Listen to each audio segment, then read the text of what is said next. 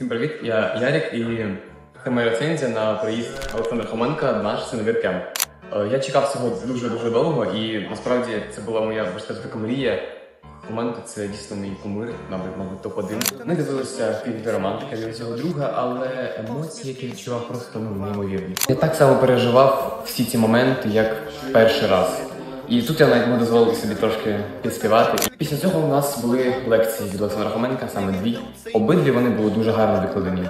Відчувалося, що в людини професійний спікерський рівень заворожує своїм голосом так, що ти не відчуваєш, як плине час, ти дивишся, слухаєш, тому що це дуже цікаво. Він дуже гарний спікер, і я дуже захопився його творчістю. Те, що він сюди приїхав, це для мене якесь диво. Ми зупинилися за місцях своїх 10 присідань. Ви одразу дивитесь кіно. Написав усмішок збірку, і мій тираж мільйон.